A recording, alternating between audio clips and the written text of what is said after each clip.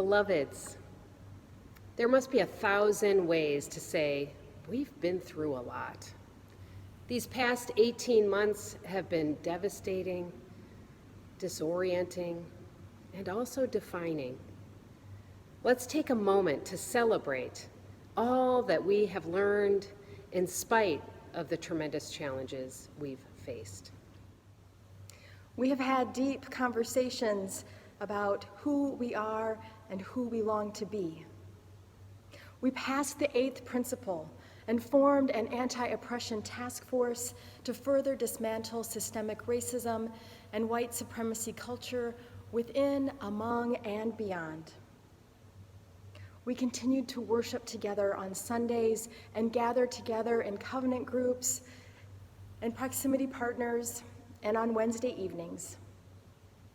We continued to give away half of our loose plate collections to community partners and host the emergency overnight shelter for 3 weeks. We deepened our partnership with Connections for the Homeless through an endowment grant and coordinated hundreds of volunteer hours addressing inequity and injustice. We made time to explore what it means to live our mission and to be in covenant. We have all been changed, and in the words of Nathan Kirkpatrick, when we return, we will all be newcomers. As we talk about life post-pandemic, it's important to recognize that we are not going back to any kind of old normal. We are moving forward. Isn't it exciting? The purpose of Unitarian Universalism, our faith tradition, and our congregation is to transform ourselves, each other, our community, and our world. Perhaps the most important lesson of this time has been to know more deeply how we need one another to engage in the work of transformation. And even before the pandemic shut our doors, as we began to engage in interim work, one of the clearest messages coming through is of our shared aspiration to be a truly multi-generational community. Most of us know that families are the heart of the congregation, and young people are a vital part of our wholeness as a faith community. In response to this message, Reverend Karen, Kathy Underwood, and I formed a faith formation force to explore the practices that might help move us toward that vision. We spoke to congregations that model a more accessible, inclusive, and all ages model of faith formation.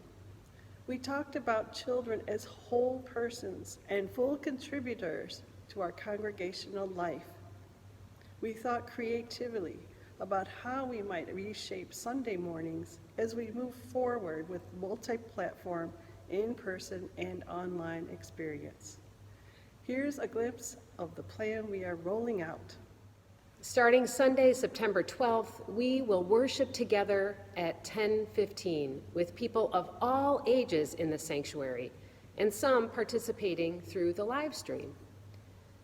Toward the end of our service, younger children will be invited to another room for social play and snack time with adult leaders and guides. When the service concludes at 11:15, there will be a brief transition, and then we'll begin our faith formation hour for all ages at 11:30 a.m. Some weeks, that will mean adults could choose to attend forum or to engage in a conversation with the ministers about the worship service. Senior high and junior high youth groups will meet, and younger children will have a gathering to reflect on the story from the worship service or the themes from Soul Matters. Other weeks, there will be art or music-based activities or spiritual practice stations for all ages to engage in together, like a social justice project or our traditional Ornament Sunday. One Sunday a month, the Faith Formation Hour will focus on anti-racism and anti-oppression.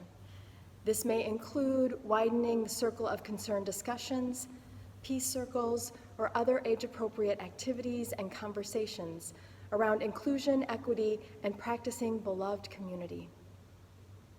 There are many more details to be worked out and shared, so stay tuned for more communication as plans unfold.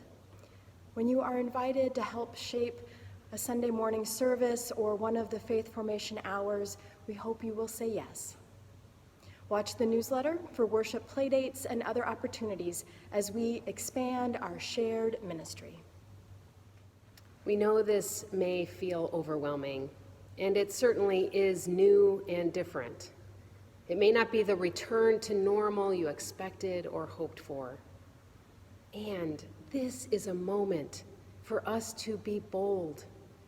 As UUA President Susan Frederick Gray often says, this is no time for a casual faith.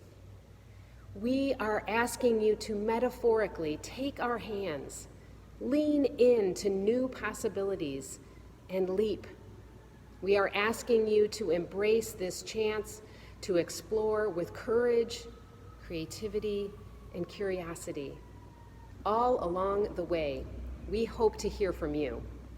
As we experiment, we want you to share your feedback. We also ask you to give this plan a chance with an open heart and mind.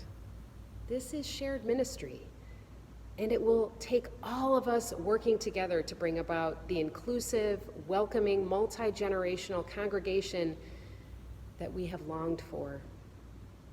We are eager to journey with you on this next adventure of faith formation.